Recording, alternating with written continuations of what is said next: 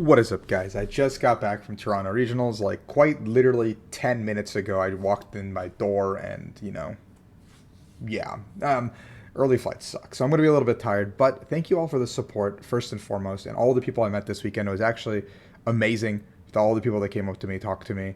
You guys are awesome. You guys are just absolutely phenomenal, amazing. Love all of you. Here's the deck I played this weekend.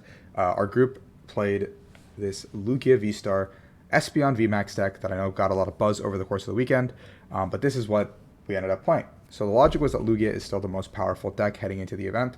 In testing, we kind of were breaking down every single deck, and everything just did not feel good enough to beat Lugia. Yes, we know that Lugia doesn't always get ideal scenarios or ideal situations, but Lugia setting up is pretty common, and then these counter decks we saw across every single region popped up and did very well.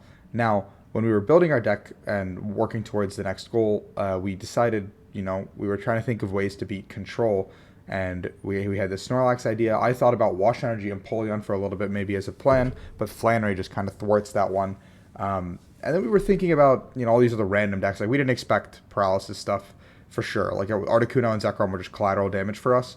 But we weren't expecting it. We thought about it. We were like, maybe people will play cards like those. Maybe we'll see some weird jank. And so we said, let's play an Espeon line. Because this Espeon line serves a dual purpose of, it can be an attacker in the mirror. It's really good into control. I think it should make you incredibly favored into control. It should make you incredibly favored into Lost Box, which is two really good matchups. And then we should be able to deal with a lot of the jank properly. And now one thing you're going to notice immediately from this list is there's only one way to bounce Stadium, which is one Pumpkaboo in our list. We opted to cut both Vacuums and a Collapse Stadium because we said we didn't use those in Brazil. We only ever used really Pumpkaboo to bounce Path because no decks were actually playing Path. And, well, if they play Parasol, I think we lose anyway. Like, it's like Arc Duraludon or something, for example. Like, we lose anyway if they play a Parasol and we even Evital it. They just go second Parasol and the game ends. Like, the matchup is absolutely terrible already, in my opinion. And there's no reason to dedicate those slots because we can't even find those cards on the turn we need it, Another noticeable change is the 2 Serena 2 boss from our previous list of 3-1, which I think was really clutch throughout the day. And then the only thing I would change with this list if I had to play it again for this event would be to make this Gift Energy into a third capture because there were so many times where I would want a third capture or even just to capture out a Pokemon with my opening hand where I saw a gift and I was a little bit frustrated seeing the gift as opposed to seeing a capture in these scenarios. But everything else felt super perfect for the event. I would run this same 60 or 59, I guess, every single time of the day. I don't know. It felt amazing. This was definitely the deck for the tournament. But we're going to talk about why I got 13th and why I didn't win. So before I jump into that, if you guys enjoy this content, my tournament reports or whatever, my road to Yokohama Worlds, please like and subscribe. I'm now about halfway to my invite, so let's get into it. Round one, I go up against Justin TSE. He is playing Lugia Mirror. Game 1, he wins the flip, so I'm already in a lot of trouble. And I think I don't remember the exact set, but I think Game 1 I got absolutely rocked. Game 2, I was able to win, going first, obviously, and then Game 3, Justin missed the turn to Summoning Star for 2. I think he just missed the V-Star off like a research, and so I was able to go take 2 prizes that turn, and he had to bench another Lugia at that point, so now it's like he effectively went second, but I have 2 Lugias in play also for him to come back. But I think he really got a V-Star up next. I established an Espeon, so Yveltal did nothing, meaning I kill a Lugia after that with my Yveltal, and then his Yveltal does nothing in the game ends. So I start 1-0. Round 2 up against Travis, back with very good player, age up. Last season, proved himself in many different rights. Travis is an amazing player. He was playing Fusion Mew. So game 1, Travis and I are going, it's neck and neck. It's very close. Travis makes a really heads-up play to Psychic Leap off the 3 prizer off his board. I have 2 prizes remaining. And softened me up to a point where he can go Belt, Tablet to knock me out. And I think he has exactly 1 Belt, 1 Tablet left because he leaps 1 back in. And I know this exactly. And I've seen 2 switchers in Travis's discard in Fusion Mew, which is really interesting. So I'm sitting there going, I think I have to attack with something else. Like, I think I have to retreat into Yveltal and take the knockout, or retreat into Archeops or something and take the knockout here on the Meloetta because I can't let this sit. I had 1 Gust card remaining, and I think Luminion was already on board. So it's not like I had an option to do that. So I went ahead and did that. And then Travis started playing really quickly. So I assumed he had game because his deck was really small. And then Travis benched a Mew and then attached to that Mew and then did the switcher play. And then when he went to evolve, he realized that he attached the wrong Mew, and he scooped up his cards. And then game 2, Travis had a complete break. He got the turn 2 280, but his board was like Mew VMAX and our Mew and Meloetta, and that's it. Like he forced Sealstone, I think, for the LSs or something of that nature, and I just completely rolled him after that. Like I think I took like 4 prizes after he took his first 2, and the game just was completely in my court. So 2-0. Round 3, I go up against Edwin Arroyo. Game 1, it was mirror. Game 1, Edwin ends up winning. I've lost. Okay, I'll go flip. I'm 0 for 3 on flips at this point. Edwin wins game 1, going first. I win game 2, going second, and then game 3, it's a little bit of a back and forth, but Edwin does not miss a beat, and I need a Marnie to stick at some point or something to happen. I can't even establish the Espeon because my start's pretty slow. And I think I tried to buy like a turn somewhere with like a boss or something, but it just didn't work. So I had to take my first loss of the day heading into lunch. Lugia Mirror is not my favorite matchup at all. I think it's completely a coin flip, even though there's some skill involved, so can't complain. Round 4, I go up against Diane Shabansky, who's playing Arc Duraludon. A complete, total auto loss for me. And Diane wins the flip as well. The only hope I have is to win the flip and try to outpace Diane. So I'm sitting here going, well, we're going to start 2-2 for sure. Diane in game 1 sets up an Arceus, but it's stuck on the bench because she opened, I think, Duraludon.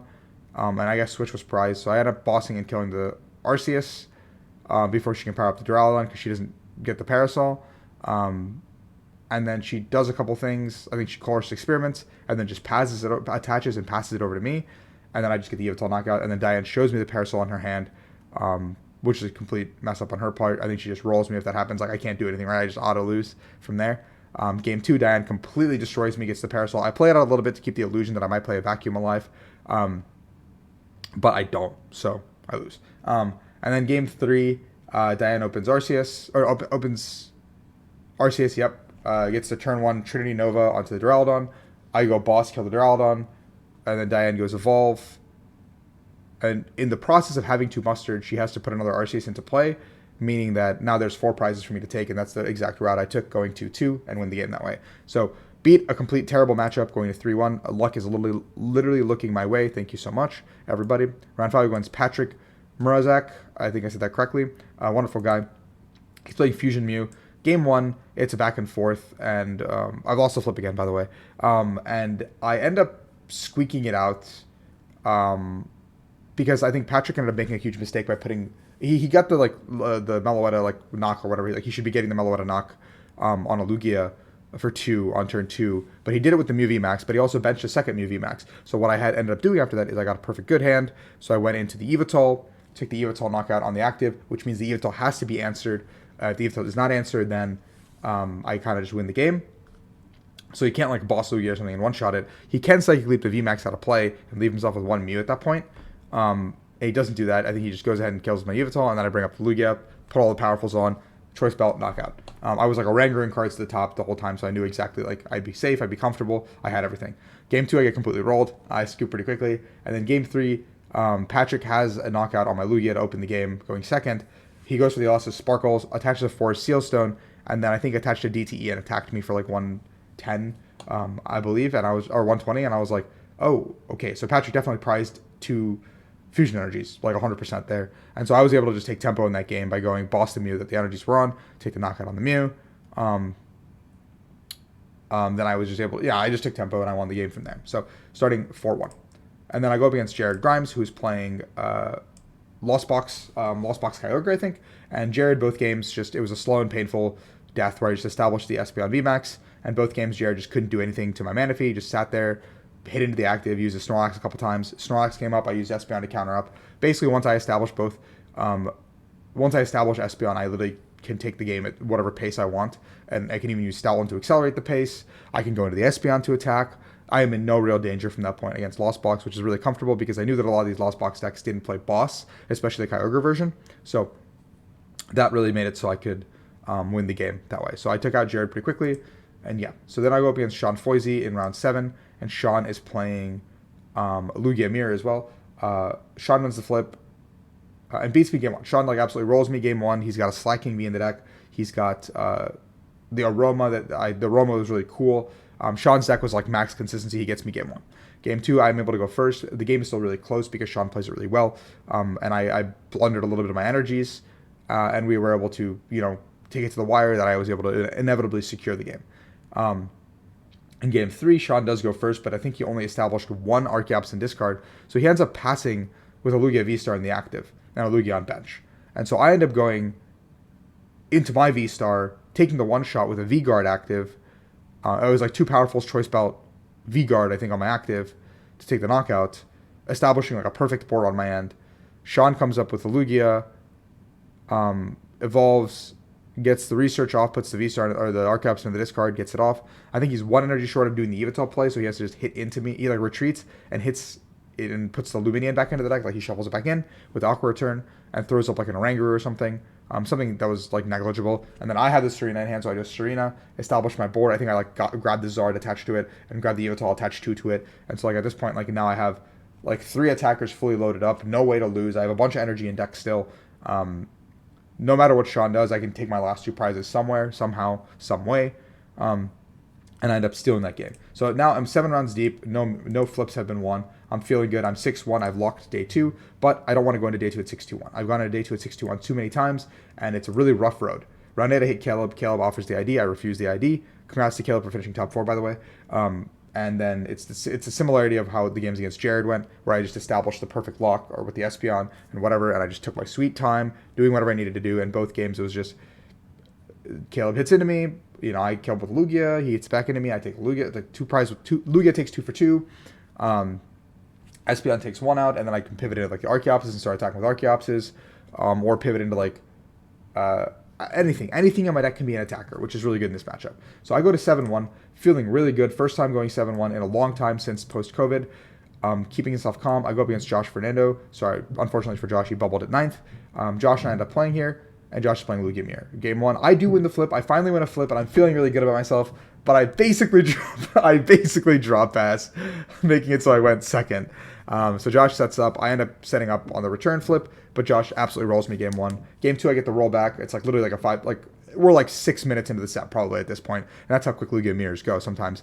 And then game 3, Josh gets the setup, and my hand is like pretty bad. I can't really keep up with the going second. I think I need a Marnie to stick against Josh at some point, and it doesn't, and that's kind of what spells the end. So 7-2, can't complain still. We are moving into day 2 at 7-2. Which is good. I have to still go 5-1. I don't know if I need to go 5-1 yet, because someone could, like, if the undefeated keeps winning, I can go 4-1-1. But if the undefeated does not keep winning, I have to go 5-1, which is what ended up happening. The undefeated ended up losing in day 2, so I had to go in. Round 10, I go up against Gabe Smart. It's Lugia Mirror. Gabe wins the flip, rolls me game 1. Game 2, I roll him. Game 3, Gabe just sets up better than I do. Like, I think I Marnied him in like literally like Ultra Ball double incense or something, and I just was like, oh fuck, and so I lost that. Round 11, I go up against Kevin. I lost the flip again. Kevin in game 1 makes a couple of really weird plays, and I think he could have just bossed up a Lugia and won, like set up checkmate where he like leaves himself with 1 prize and I have 3 left, and I can't win that way, or like I have 2 left and he has no 2 prizes in play with the Evital. But he doesn't do that, and it's like a really interesting line he takes by just knocking out my active, and then I get him. And so game 2, he is powering up an Evital, and I'm counting like 16 or 15 energies, and I'm like, okay, he either plays 16 or 17, but he only has like 2 colored energies on this Evital, so he needs to add 1 more colored energy. He's out of Auroras. A Hiding Dark's already gone. So is he bluffing me, or like what's the situation here? And so I make the whole play, and then he does have the energies, but he does not have a boss to win the game on my 2 prizer. And so I end up winning on tempo. I think he missed the turn 2 Summoning Star as well, so it was basically like I went first. So I end up winning Mirror. I hate Mirror, like I said. Round 11. Thomas Brown, round 12. It's Vikavolt. Game 1 is like 2 wet noodles swinging at each other. We both literally don't do anything. I noticed that Thomas is only accelerating to the bench, powering up his big LAKEY VMAXs and his Vikavolt on the bench to set up attackers, because I think he thinks I'm going to just go ahead and knock out his active. But I mismanaged my board like an absolute idiot. Like I completely mismanaged my board early, and I have a Luminian in play, I have a Crobat in play, I have a Zard in play, I have an Oranguru in play, and I have a Lugia in play. But what's the thing that's missing? 2 bench spots for Archeops. So I literally manually attach 3 times to Luminian and shuffle it back into the deck. And Thomas has shown no sign of moving the Vikavolt in the active.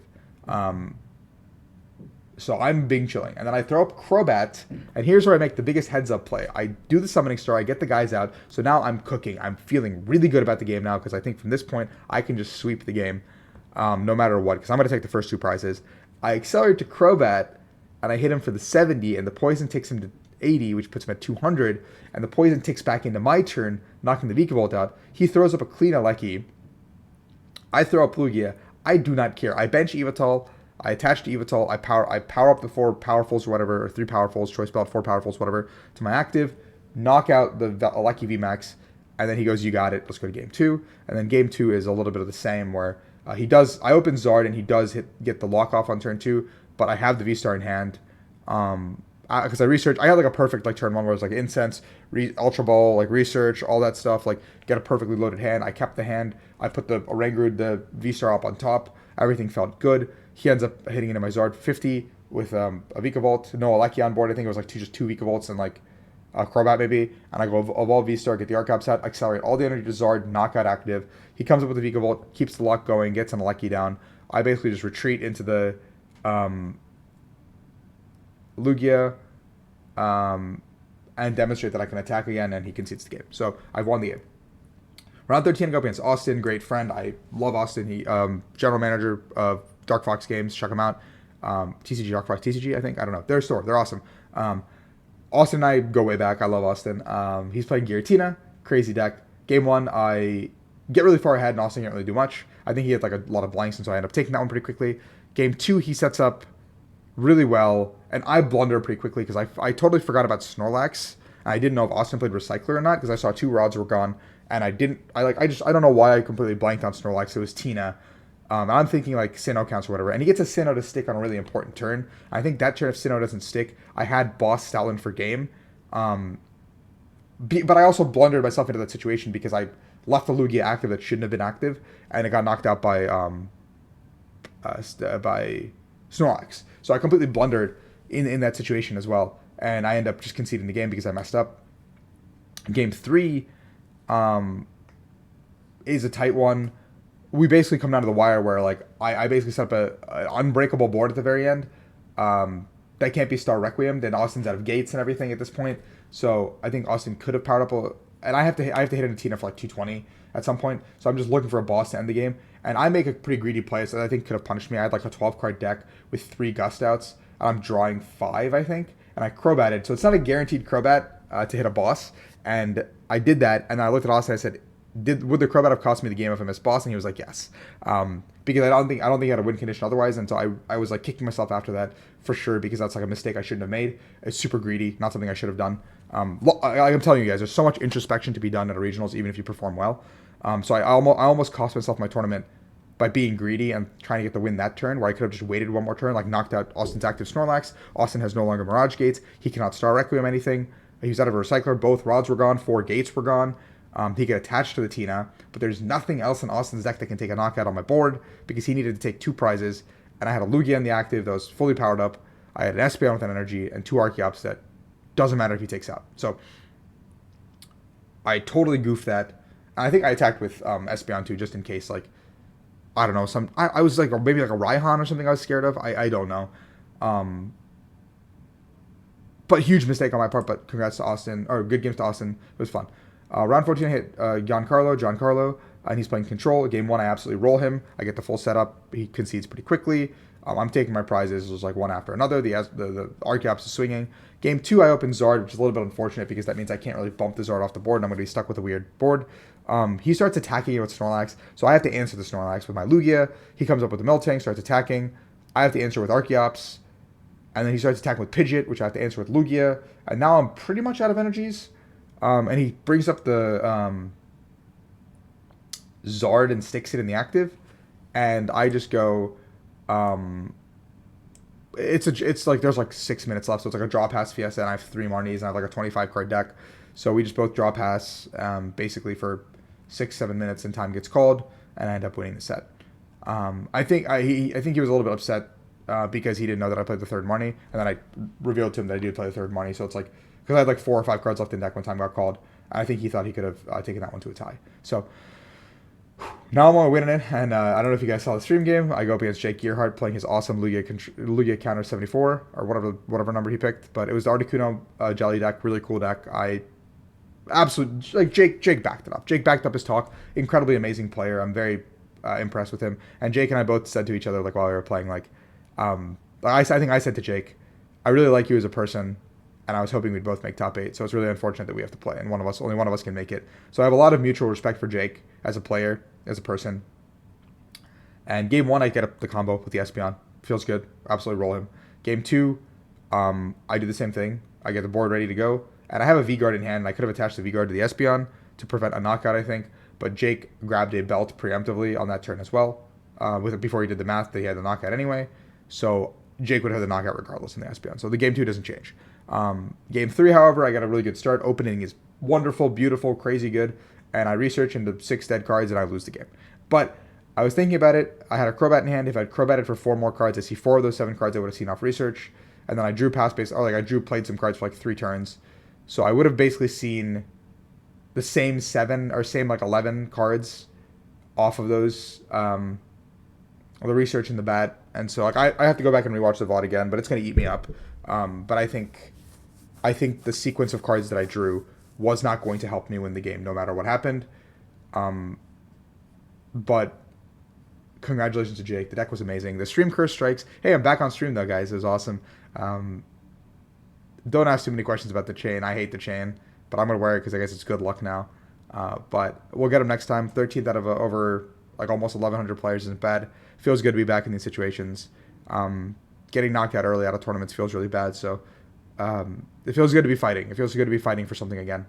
It's been a long time. I'm not an old man. I can keep up with the young kids for maybe a couple more years. 1, 2. We'll see. But thank you guys for watching. Sorry I joined on a little bit longer. This is a long video. But I will see you guys next time.